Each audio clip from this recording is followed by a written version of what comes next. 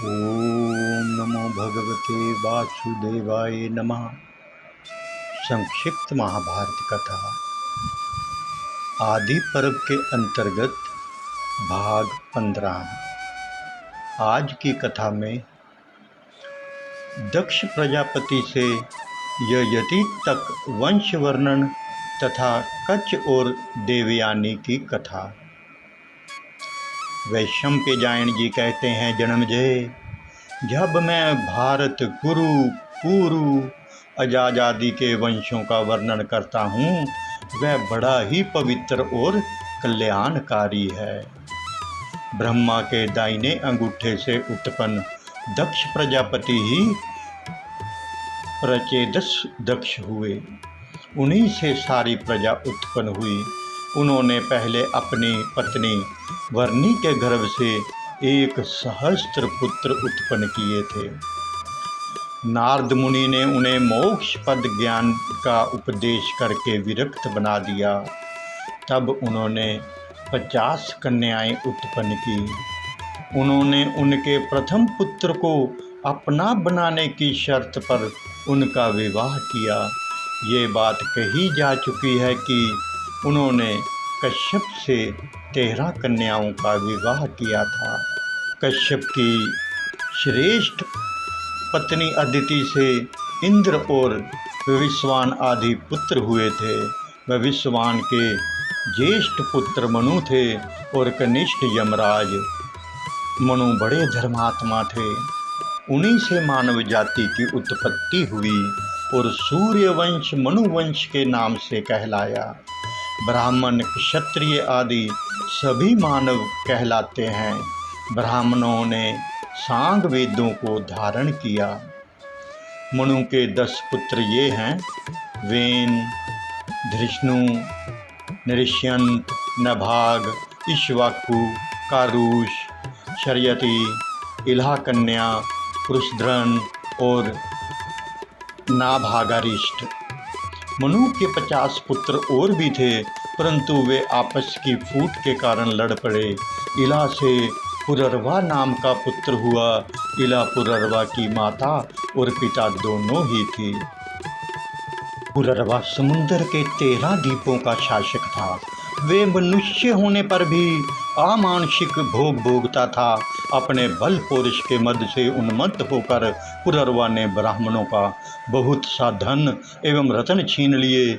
सनत कुमार ने ब्रह्मलोक से आकर उसे बहुत समझाया भी, परंतु उस पर कोई असर नहीं पड़ा। ऋषियों ने क्रोधित होकर शाप दिया और उसका नाश हो गया। यह वही पुररवा है जो स्वर्ग से 3 प्रकार की अग्नि और उर्वशी अप्सरा को ले आया था। उसके उर्वशी के गर्भ से 6 पुत्र हुए: आयु, धीमान, अमावसु, दृढ़ायु, विनायु और शतायु। आयु की पत्नी का नाम सर्वाभामनी था। उसके 5 पुत्र हुए: नहुष, वृद्धशर्मा, रजी, गय और अनैना। आयु के पुत्र नहुष बड़े बुद्धिमान और सच्चे वीर थे। उन्होंने धर्म के अनुसार अपने महान राज्य का शासन किया। उनके राज्य में सभी सुखी थे। चोर और लुटेरों का बिल्कुल भय नहीं था। उन्होंने अभिमानवश ऋषियों से पालकी ढोवाई। यही उसके नाश का भी कारण हुआ। यूं तो उन्होंने तेज तपस्या और बल विक्रम से देवताओं को भी पराजित करके अपने को इंद्र बना लिया था। नहुष के 6 पुत्र हुए: यति, ययति, संयति, आयति, अयति और ध्रुव। यति योग साधना करके ब्रह्म स्वरूप हो गए, इसलिए नहुष के दूसरे पुत्र ययति राजा हुए। उन्होंने बहुत से यज्ञ किए और बड़ी भक्ति से देवता और पितृ आदि की उपासना करते हुए प्रेम से प्रजा का पालन किया। उनकी 2 पत्नियां थीं, देवयानी और शर्मिष्ठा। देवयानी के 2 पुत्र हुए: यदु और तरवसु तथा शमिष्ठा के 3 पुत्र हुए, दरिहु, अनु और पुरु। जन्मेजय ने पूछा, ब्राह्मण, हमारे पूर्वज राजा ययति ब्रह्मा से 10वें पुरुष थे। ब्रह्मा से दक्ष, दक्ष से अदिति, अदिति से सूर्य, सूर्य से मनु, मनु से इल नामी कन्या, इला से पुरर्वा, पुरर्वा से आयु, आयु से नहुष और नहुष से ययति। इस प्रकार से यह प्रजापति से 10वें थे। उन्होंने शुक्राचार्य की कन्या देवयानी से, जो ब्राह्मणी थी, कैसे विवाह किया? ये अनहोनी घटना कैसे घटित हुई? आप कृपा करके यह वृत्तांत सुनाइए। वैश्मन्य जी ने कहा, जन्मेजय, आपके पूर्वज राजा ययति ने शुक्राचार्य और वृषपर्वा की पुत्रियों से किस प्रकार विवाह किया था, सो सुनिए। उन दिनों त्रिलोकी पर अधिकार करने के लिए देवता और असुर आपस में लड़ भिड़ रहे थे। देवताओं ने अपनी विजय के लिए अंगिरस बृहस्पति को और असुरों ने भार्गव शुक्र को अपना पुरोहित बनाया। ये दोनों ब्राह्मण भी आपस में बड़ी होड़ रखते थे। जब युद्ध में देवताओं ने असुरों को मार डाला, तब शुक्राचार्य ने उन्हें अपनी विद्या के बल से जीवित कर दिया। परंतु असुरों ने जिन देवताओं को मारा था, उन्हें बृहस्पति जीवित ना कर सके। शुक्राचार्य संजीवनी विद्या जानते थे, परंतु बृहस्पति नहीं। इसी से देवताओं को बड़ा दुख हुआ। वे घबराकर बृहस्पति के बड़े पुत्र कच्छ के पास गए और उनसे यह प्रार्थना की, भगवान, हम आपके शरण में हैं, आप हमारी सहायता कीजिए। अमित तेजस्वी विप्रवर शुक्राचार्य के पास जो संजीवनी विद्या है, उसे आप शीघ्र ही प्राप्त कर लीजिए। हम लोग आपको यज्ञ में भागीदार बना लेंगे। शुक्राचार्य आजकल वृषपर्वा के पास रहते हैं। देवताओं की प्रार्थना सुनकर कच्छ शुक्राचार्य के पास गया और उनसे निवेदन किया, मैं महर्षि अंगिरा का पुत्र और देवगुरु बृहस्पति का पुत्र हूँ। मेरा नाम कच्छ है। आप मुझे शिष्य के रूप में स्वीकार कीजिए। मैं 1000 वर्ष तक आपके पास रहकर ब्रह्मचार्य का पालन करूँगा। स्वीकृति दीजिए। शुक्राचार्य ने कहा, बेटा, स्वागत है। मैं तुम्हारी बात स्वीकार करता हूँ। तुम मेरे पूजनीय हो। मैं तुम्हारा सत्कार करूँगा और मैं समझता हूँ कि यह बृहस्पति का ही सत्कार है।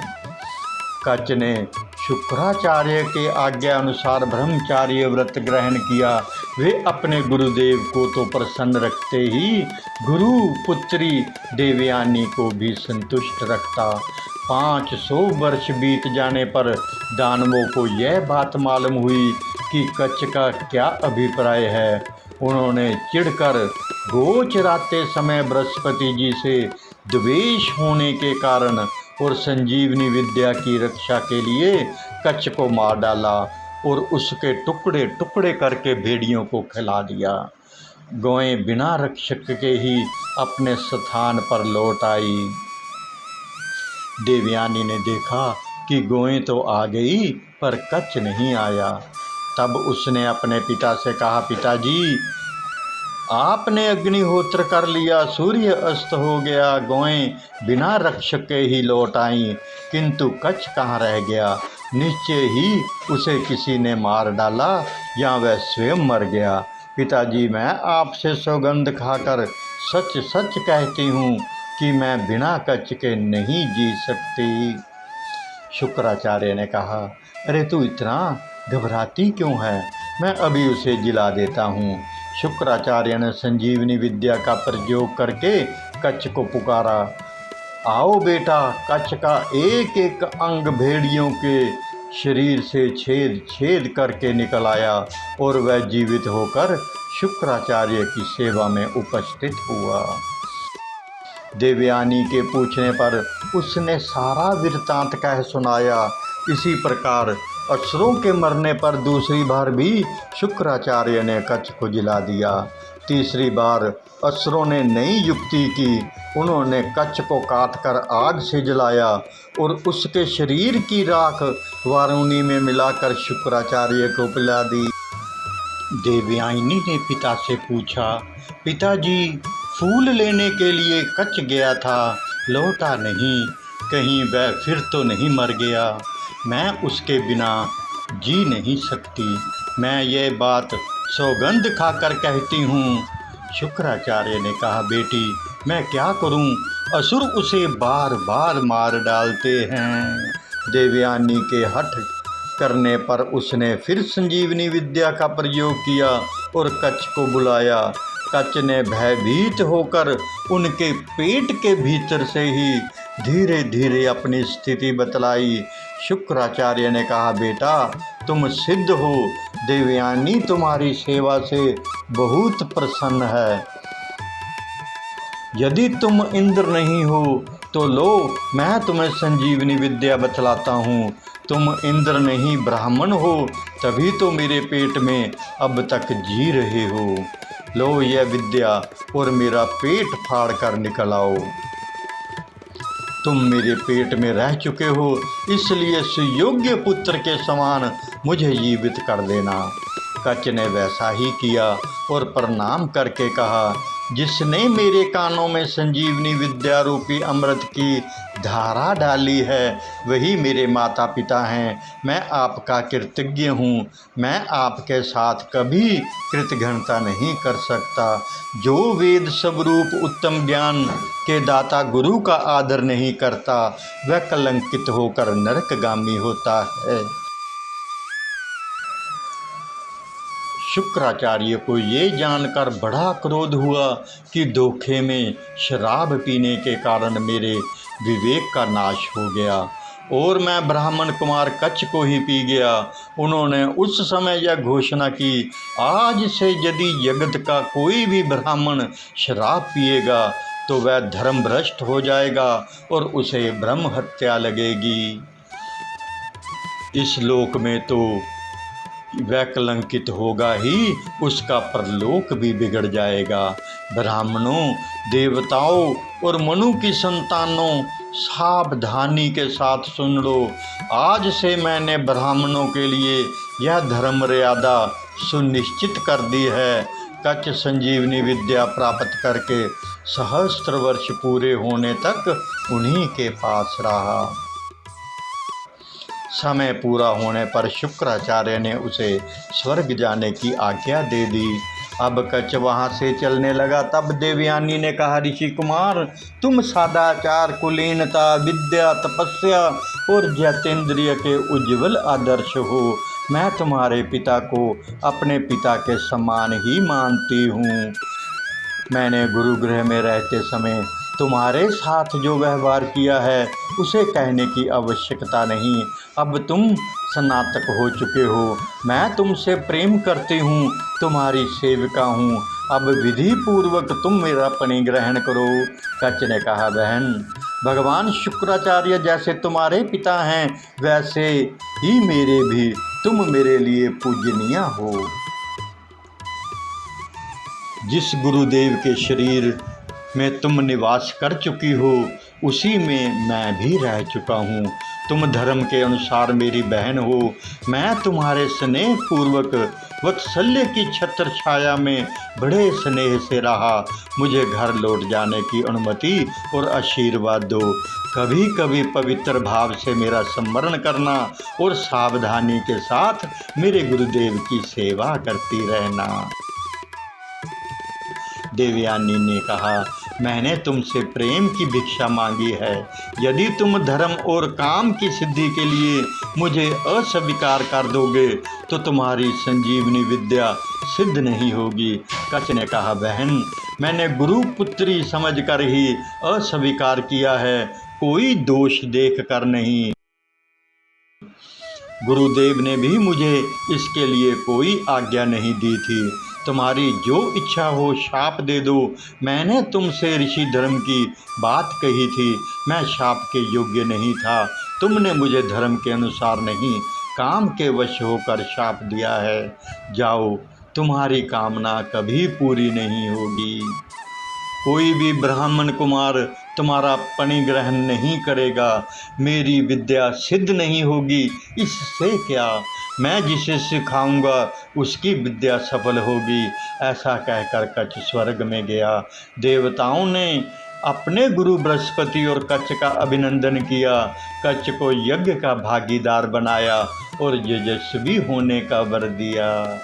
ओम नमो भगवते वासुदेवाय नमः। एक विनम्र निवेदन कि संपूर्ण महाभारत की रोचक एवं ज्ञानवर्धक कथाओं का आनंद लेने के लिए हमारे YouTube चैनल कान्हा सेवा के साथ जुड़ें तथा कथाओं को शेयर कर अपने मित्रों संबंधियों को भी लाभान्वित करके पुण्य के भागीदार बने। हरे कृष्ण कृष्ण कृष्ण हरे हरे, हरे राम राम राम हरे हरे। जय श्री कृष्ण।